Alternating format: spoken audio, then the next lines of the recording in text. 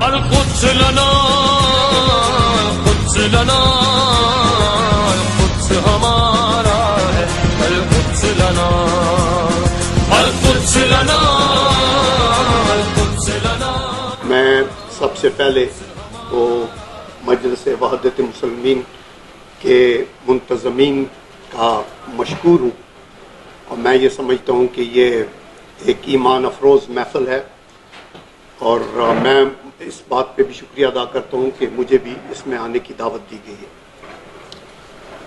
القدس کا مطلب یہی ہے کہ پاک، اور اگر القدستان کہا جائے تو اس کا مطلب ہے پاکستان، جو کہ ہم نے بھی اللہ کے نام کے اوپر حاصل کیا. دیکھیں، یہ جو اسرائیل کا تصور ہے نا، یہ حضرت ابراہیم رضی اللہ تعالیٰ عنہ سے شروع ہوا، پھر حضرت اسحاق رضی اللہ تعالیٰ عنہ تھے، پھر حضرت یعقوب سے اسرائیلائٹ، ان کا نام ایکچولی دوسرا اسرائیل تھا، اور یہ بات اس وقت ملینز آف ایئرز پہلے شروع ہوئی اور یہ وہاں بیج بویا گیا. اس کے بعد یہ ہوا کہ انہوں نے اپنے آپ کو اسٹیبلش کیا، لیکن جب رومن امپائر آئی تو انہوں نے ان کو ایک صوبے کی شکل میں رکھا، تو پھر انہوں نے وہاں ریوولٹ کی.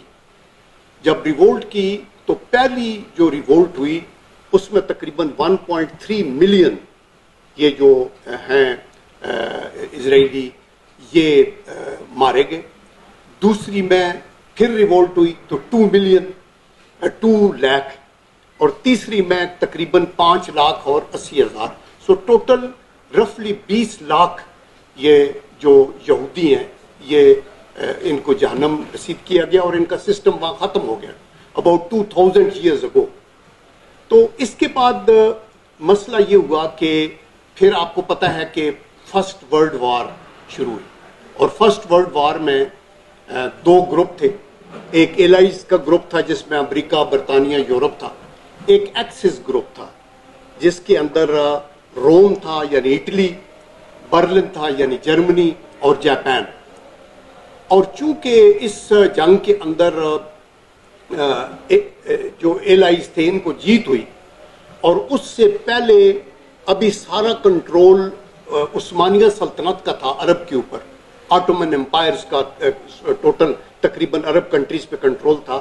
تو یہ کنٹرول پھر ہٹ گیا، اور ہٹنے کے بعد جب برطانیہ نے نومبر 1917 میں، ابھی فرسٹ ورلڈ وار ختم نہیں ہوئی تھی، تو اس وقت ایک بیلفور ایکارڈ میں یہ کمٹ کیا کہ اسرائیلیوں کو اجازت ہوگی کہ وہ یہاں آ کے اور وہ بسنا شروع کر دیں. الگ اسٹیٹ کی بات تو نہیں ہوئی تھی. تو اس وقت یہ بیج بویا گیا. اور میں یہ کہتا ہوں کہ آج جو 2 بڑے مسئلے مسلمانوں کو درپیش ہے، جس میں ایک پیلسٹائن ہے، ایک کشمیر ہے، ان دونوں کے سیڈز برطانیہ نے رکھی. اگر یہ دیٹ از وائی جب میں پیچھے گیا as a special envoy of the prime minister on Kashmir, تو برٹن میں مجھے بھیجا گیا، تو وہاں میں نے ان کے ہاؤس آف لارڈز میں بھی کہا. انہوں نے کہا جی ہمیں کیا انسینٹیو ہے کہ ہم کشمیر کا مسئلہ حل کریں. I told them, I said, since you are part of the problem, so you should also be part of the solution. اور یہی بات پیلسٹائن کے اندر. اور آپ یہ دیکھیں بدقسمتی کیا ہے کہ امریکہ کی پالیسیاں، ویسٹ کی پالیسیاں، فلاڈ فارن پالیسی جو مڈل ایسٹ کی ہے، اس کے ریزلٹ میں 9/11 ہوا تھا. تو بجائے اس کے کہ اس پالیسی کو ٹھیک کیا جائے جس کی وجہ سے 9/11 ہوا یا کرایا گیا، تو انہوں نے کیا کیا کہ یلغار افغانستان کے اوپر، عراق کے اوپر، اور ابھی بھی زیر عتاب ہیں ہمارے ایرانین بھائی بھی، اور مسلمانوں کو بھی چن کے. اور یہ ایک بڑی ٹھیک بات ہو رہی تھی کہ ایک الائنس بن گئی ہے. یہ ایک شیطانی تکون ہے امریکہ کی اور اسرائیل کی اور ہندوستان کی، جو کہ آگے چلا رہی ہے. ہمیں اس کے اوپر اپنی پوری ایفرٹ کو کرنا ہوگا اور اکٹھا ہونا ہوگا. دیکھیں، اس سے پہلے بھی سپیکرز نے کہا کہ ہم مسلم امہ اکٹھی نہیں، اور یہ سچی بات ہے. میں یہ سمجھتا ہوں کہ آج اگر ہمیں کوئی پرابلم ہے نا تو وہ کرائسس آف لیڈرشپ ہے مسلم دنیا کے اندر. وہ کہتے ہیں نا کہ یہ کیا کہ راستے سنسا ہو گئے سارے، نہ راہ بر نظر آئے ہیں نہ قافلہ دیکھوں. آپ کے پاس نہ امت کی طرف سے پریشر ہے اور نہ کوئی آپ کے سامنے لیڈر. اور مسلم امت سے جو ہماری توقعات ہیں وہ بڑی انفارچونیٹ ہے کہ وہ ان کے اندر راک کے ڈھیر میں شعلہ ہے نہ چنگاری. ادروائز آئی اشور یو کہ مور دین 60% دنیا کی جو تیل اور گیس اور یہ چیزیں ہیں یہ مسلمانوں کے پاس ہیں. لیکن یٹ ہم بکھرے ہوئے ہیں. جیسے میرے سے پہلے ہمارے سینٹ صاحب نے کہا کہ جی ہم ڈیوائیڈڈ ہیں. ہم جب ڈیوائیڈڈ ہوں گے تو آپ ڈسٹرائی ہوں گے. ہم بلاکس میں ہیں. اور مسلم دنیا سے جو ہماری توقع ہے کہ وہ کھڑے ہو جائیں اینڈ بی کاؤنٹڈ. شاہ فیصل تھے ایک وقت کے اندر. ایران کی قیادت ہے بڑی سٹرانگ ہے. ٹرکش قیادت ہے بڑی سٹرانگ ہے. ایجپٹ ہماری ایک بہت بڑا اثاثہ ہے مسلمانوں کا کلچر ہے. کیوں نہیں ہم سب کھڑے ہو کے ہمارے پاس. میں چونکہ ڈیفنس کا بندہ ہوں اور میں وا فیکٹری کے اندر یہ چیئرمین بھی رہا 4-5 سال اور ان ملکوں کا میں نے وزٹ کیا.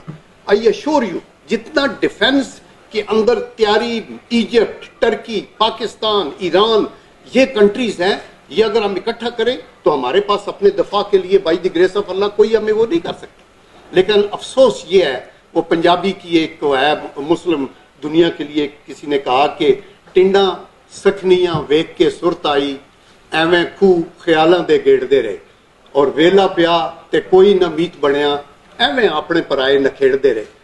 آئی ٹیل یو کہ میں 2 سال سعودی آرمی میں بھی رہا ہوں اور بخدا ہم لوگ جو ہے نا پاکستانی اور پھر میں ایک سپاہی بھی ہوں.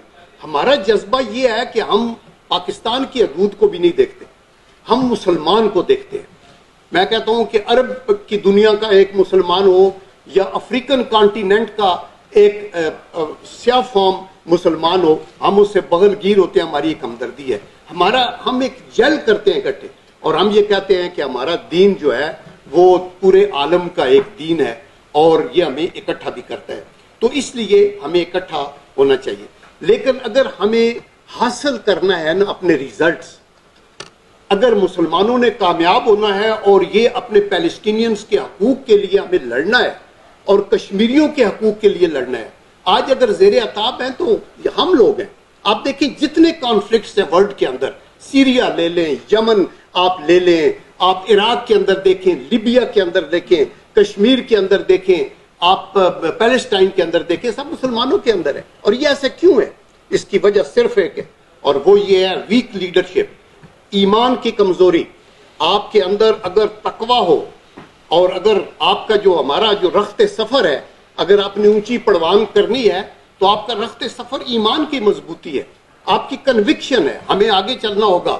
کوئی جرت نہیں کسی کی کہ وہ پیلسٹینین کے حقوق کو لے سکے یا کشمیریوں کے حقوق کو لے سکے.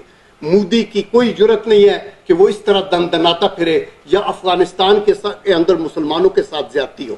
تو احمد ندیم قاسمی نے بڑا اچھا کہا کہ عزم سفر کیا ہے تو رخت سفر بھی باندھ، اور منزل ہے آسماں تو بے بالوں پر نہ جا.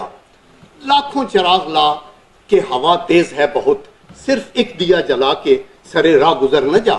چونکہ مسلمانوں کو اکٹھا ہونا ہے. اینڈ آئی اشور یو کہ جس دن ہم ہینڈ ان گلو ہو جائیں، ہماری یہ آپس میں ڈویژن ختم ہو جائے، ہم آگے. چند چیزیں صرف 1 منٹ میں لے لوں گا. اور میں یہ کہنا چاہتا ہوں ایٹ دی اینڈ کہ ہمیں آج کی اس محفل میں ایک تو یہ پرزور مذمت کرنی چاہیے جو امریکہ نے اپنا ایمبیسی کو شفٹ کیا ہے جیروسلم میں. ہم اس کو نہیں مانتے، نمبر 1.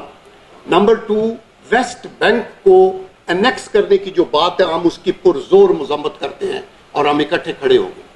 نمبر 3 جو ہے غزہ کی پٹی کو جو قید خانہ بنایا گیا ہے اس کو رہا کیا جائے. میں آپ کو یہاں ایک بات بتاؤں جو بڑی امپورٹنٹ اور وہ یہ ہے کہ قائد اعظم محمد علی جناح جو فاؤنڈنگ فادر ہے، جب پہلی جنگ عظیم ختم ہوئی اور عثمانیہ اور آٹومن امپائر ختم ہو گئی تو اس وقت انہوں نے خلافت موومنٹ شروع کی مسلمانوں کے لیے. اور قائد اعظم محمد علی جناح کے کریکٹر کا بندہ ایسا نہیں تھا کہ وہ اپنے ووٹ ہندوستان میں بنانے کے لیے یہ کر رہے تھے. جب وہ خلافت موومنٹ کا مسئلہ ختم ہوا اور یہ پیلسٹائن کا شروع ہوا تو سب سے فور فرنٹ لکھنؤ کے اندر جو ان کی میٹنگ ہوئی تھی ایجنڈے کے اوپر 2nd پوائنٹ پیلسٹینین کے رائٹ کی بات کی تھی. علامہ اقبال نے یہ کہا تھا کہ اگر 2000 سال پہلے اسرائیلیز جو ہیں وہ یہاں تھے اور ان کا رائٹ بنتا ہے کہ وہ سلطنت بنائیں تو کچھ ہزار سال پہلے ہم اسپین میں تھے. کیا یورپ یہ کنسیڈ کرتا ہے اور مغرب کے اسپین کے اندر ایک مسلمانوں کی بستی بسائی جائے اور وہاں ایک مسلمانوں کی اسٹیٹ بنائی جائے؟ وہ یہ کہتے ہیں کہ وہ نہیں ہو سکتا. تو اس لیے میں یہ کہنا چاہتا ہوں کہ ہم یہ کہتے ہیں کہ ٹریول بین بھی لفٹ کیا جائے ان کے اوپر. اور یہ جو ہماری لاسٹ پوائنٹ یہ ہے کہ قائد اعظم محمد علی جناح جو ہمارے فاؤنڈنگ فادر تھے، ہم آج کہتے ہیں نا یار اسرائیل کے ایمبیسڈر کو مل لینے میں کیا حرج ہے، اسرائیل کو ریکگنائز کرنے میں کیا حرج ہے، ہم مسلمانوں کے ٹھیکیدار تو نہیں ہیں. یہ ایک مینٹالٹی ہے. یس ہم ایک لیڈر ہیں، ہم نیوکلیئر پاور ہیں، ہم لیڈ کریں گے مسلم دنیا کو، ہمارے لیڈرز کو آگے جانا چاہیے، ہم وہ کہنا چاہتے ہیں. قائد اعظم محمد علی جناح سے فیبروری 1948 میں کسی نے پوچھا کہ آپ کی فارن پالیسی کے مین پوائنٹس کیا ہیں. انہوں نے کہا تھا نمبر 1 سب کے ساتھ دوستی، اسپیشلی پڑوسیوں اور سپر پاورز کے ساتھ. نمبر 2 کسی کے خلاف بھی جارحیت نہیں. نمبر 3 انہوں نے یہ کہا کہ بین الاقوامی تعلقات میں آنیسٹی اور فیئر پلے پہ ہم چلیں گے. نمبر 4 انہوں نے کہا کہ UN کے چارٹر پہ ہم عمل کریں گے. اور لاسٹ جو موسٹ امپارٹنٹ بات کی تھی، انہوں نے کہا اوپریسڈ اور سپریسڈ نیشنز، وہ فلسطینی ہو یا کشمیری ہو یا کوئی اور کرسچن آبادی ہو، ہم ان کے ساتھ کھڑے ہوں گے. تو یہی ہمارا ارادہ ہونا چاہیے. ہمیں آگے بڑھ کے زوردار طریقے سے اپنے حقوق کے لیے لڑنا چاہیے.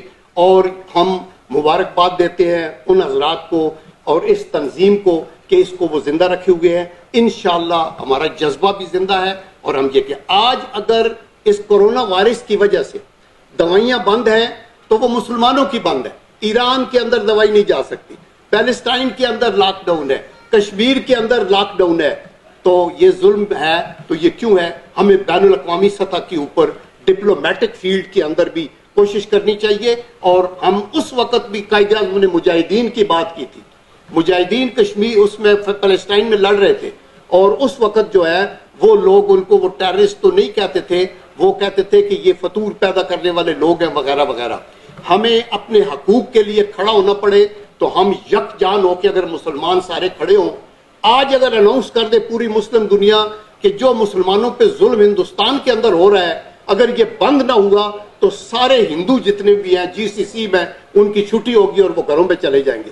میں دیکھتا ہوں رینگے گا ہمارے سامنے مودی اور وہ کہے گا کہ مجھے معافی دو اور میں یہ دیا، لیکن کشمیریوں پہ ظلم ہو رہا ہے اور ہم خاموش ہیں.